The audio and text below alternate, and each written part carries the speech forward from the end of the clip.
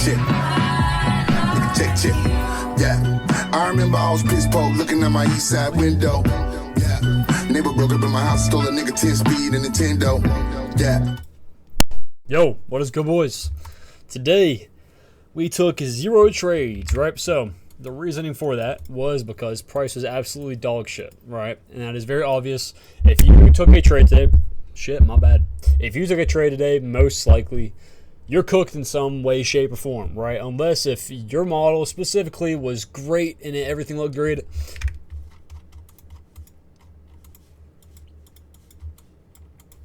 Does this look great? No. So if you took a trade today in this dog shit in the AM session, you're cooked, right? And you need to fix your shit, okay? But we're going to go into that in a little bit, right? So on the hourly first, checking this out. Let me pull up this real quick on my Discord. You could see that the 4 hour, we had these clean highs, right? And this is my next target. It was, 20513. Called out to my boys in the analysis channel that 494. Which one's 494? 494. No, it is 20494. That is the high, right? And called out to my Discord looking for 20494, looking for this expansion off this 1 hour gap, right? And I want to see some 5-minute structure building higher, possibly offering a high time frame gap tap, and then a continuation higher for my trade, okay? But as you can see, we did not offer that, okay? Going into today, we had these 2 hourly gaps that we're holding, right? Once we push down into this, it started to look pretty bearish. I'm not gonna lie, we started dumping on the low time frame, okay? And the only reason why I would ever be bullish or bearish in this scenario, why I would flip bearish, is if we inverse these gaps, okay? That's common knowledge, okay? But we ended up running down all the way to this, discount BISI, discount hourly BISI, right? Tapped into it beautifully to the tick, right? And we got a really, really nice expansion off of this. Look at this close right here, okay? I did not want to look for shorts after seeing this close, okay? And the reasoning for that was because, look, we ran all the way down just to reach down barely into that discount BISI. Beautiful reaction, instantly pumped up. And what did it do? It closed above both of these gaps.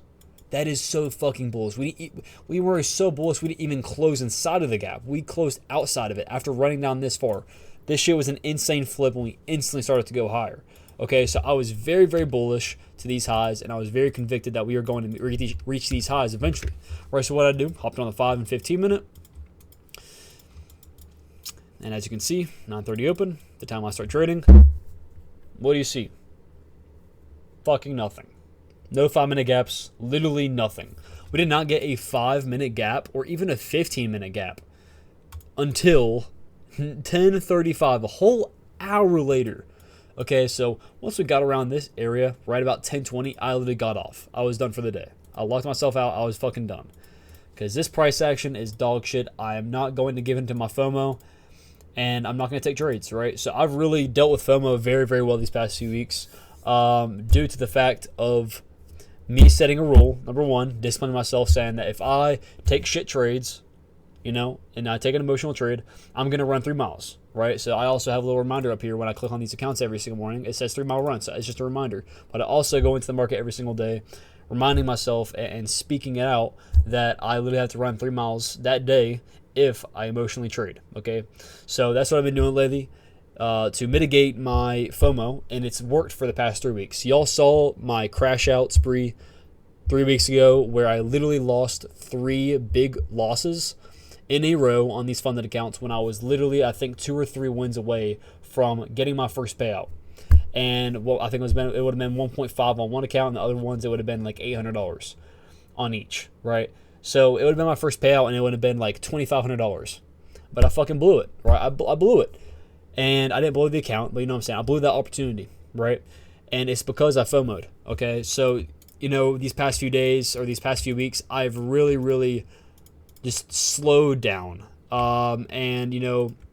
just slow down and realize that I just don't need to make this shit right now, bro. Like, I just need to be patient, especially with these conditions. You need to be patient in these conditions, bro. These conditions have been absolutely dog shit. This is where, traders versus unprofitable traders, there's an obvious difference, right? It is because, that didn't make any sense coming out, but because, right, of this dog shit, bro. People that are unprofitable, right, like me, a few fucking weeks ago, I was just an absolute retard taking stupid ass setups. Literally, I saw that price action was shit and I still took a trade. Okay, so I'm getting better with that. So that's been going great for the past literally 3 weeks. So implementing that new rule, the discipline and everything, and just rethinking everything about like these markets, it's just not worth it. Taking that fucking trade, it's just not worth it. Literally did not see a 5-minute gap, so there was literally no entry at all today. Locked myself out pretty early, but as you can see, the target was eventually hit. Okay, we did end up getting this 5-minute gap tap all the way up here. But again, bro, just look at the fucking volatility. Just look at volatility, right? Absolutely dog shit, bro. Nothing. Okay, look. Each candle's printing is about 10 points. 10 points, 6 points, 9 points, 4 points. Dog shit. You do not want to be trading like that. Okay, you do not want to be trading in these conditions. Yes, you know, this trade did play out, right? 15-point stop loss. 15-point stop loss, okay? If you ever have a 15-point stop loss and like the market's, you know, like moving like normally, I guess you would say like normally, right? I don't know if you play super tight stop losses. That's why I'm saying that. Like, fucking, if you're like a soup trader or whatever, you need to like short this shit with like a 10-point stop. That's different. But like this, a trade like this with normal conditions would be about 40-point stop loss. This is 15. But I mean, other than that, bro, it's been pretty shit lately. Ended up taking 4 break evens. That's what's been happening lately, right? I took a dub on last Monday, as you can see right here. Dub, made $400. Again, just trying to get these accounts back to break even. The other 2 are down like $1,000, so I don't really care about these too much. But this one is literally at break even. It's like I think it's down like 150. So, but it's like 600 away from max loss limit since this count was up a decent amount. But yeah, just slowly regaining this back. I'll probably take the next trade. I'll probably take if it's really really solid. You know, I'll probably risk $400 because again, I don't really care if I blow these accounts. At the end of the day, shit does not matter. But you can see right here, 1, 2, 3. This trade was a break even. It's just a little late of a break even. I count that as a break even. But 1, 2, 3, 4. Literally 4 trades in a row break even just because how bad price has been lately. So I've really just been focusing on making sure I'm taking good trades only, and that's gonna save me in the long run.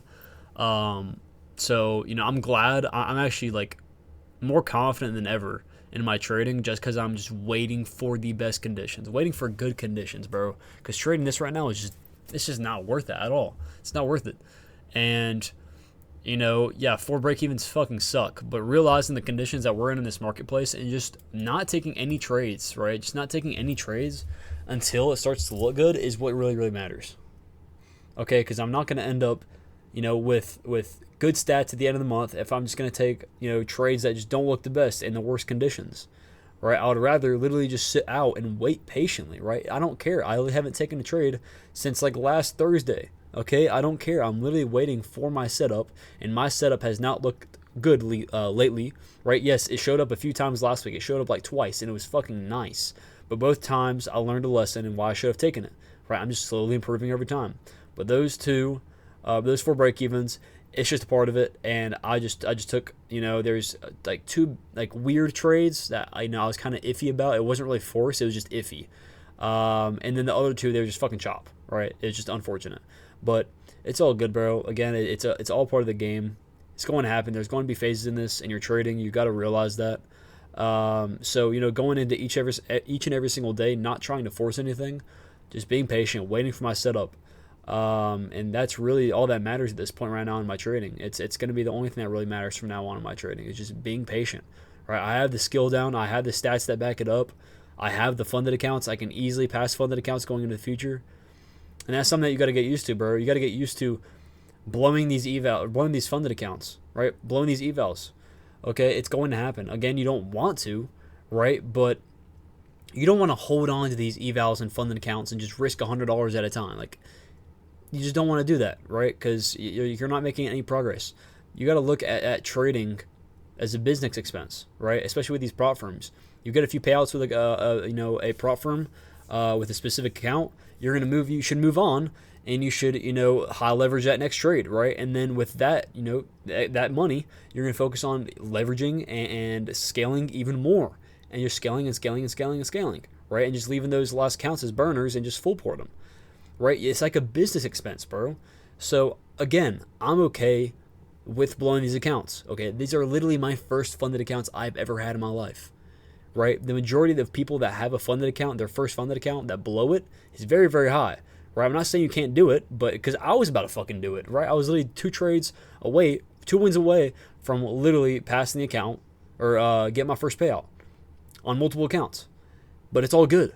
Right? I know that I fucked up not because of my trading, right? Not because of my model, it's because of me. It's because I FOMO'd into 3 dog shit trades that one of them wasn't even my model. It wasn't even my, one of the checklists, it didn't even check off. I was just seeing shit. Right? So I just know at the end of the day, if I blow these accounts, bro, I can easily get another funded account. I know within a week I can get another fucking funded account. Easily. I don't need 3 XFAs right now. I just did that over time, right? It's all good. Right? So, all I really care about right now is being patient, waiting for my setup. And if I end up getting this account, I know with one of the one that's pretty much at break even, I'm pretty confident I can get a payout out of that one. But, if I end up blowing it, again, it's all good. Just keep on moving on. And I'll just get another account and pass it, right? I know I can pass it. Again, with the scaling plan I have and the model I have and the statistics it has and the high win rate with the low RR, dude, I can do it. So if y'all have a problem with, risking and as long as you're doing it smartly and taking smartly, as long as you're doing it, with a smart mindset and actually applying some logic to it and taking actual A+ setups with those few trades that you take to pass that account, that's all that matters. Okay, you need that and actual statistics that prove that your model is profitable for you to actually do this. Okay, so yeah, again, I don't really care if I blow these accounts. If I do, I do. But just going to keep on focusing on my emotions and my trading and just making sure I'm just not taking shit setups, because that's really the only thing I struggle with right now that's really holding me back is just trading when I shouldn't be. Right? So, got to keep on pushing, bro. If y'all found something in this video helpful or insightful in some way, shape, or form, I really appreciate all of you for all the support lately. On literally everything, bro. Instagram, TikTok, I've been getting a lot of comments, a lot of just support, bro, on all platforms, and I really appreciate all of y'all boys. I literally made a goal this month to reach 1.1k, which is 200 subscribers. I've literally gained 200 subscribers in a month, and it's around 200 subscribers, and I've never hit that number, but I was like, this month I'm gonna hit 1.1. I'm gonna hit 1k, and then I'm gonna hit an extra 100. And right now I'm at 1.08. We have 6 more days left until the end of this month. I know I can hit this goal. But yeah, man, just got to keep on working every single day, providing y'all value, helping y'all as much as y'all can, as much as I can. And if y'all want to look into my Discord as well, it's completely free. That will be left down in the description. As well as if you want to look into my WAP course, again, it's completely free value. Break everything down pretty much that I've learned in the past year and a half of trading. And, just simplified ICT where you don't have to watch 4 hours of his mentorship. Everything that you need to become profitable is within those few concepts that I teach in that free WAP course, which will be down in the description. So other than that, boys, I hope y'all enjoyed today's video, and I hope y'all have a blessed night. Peace out.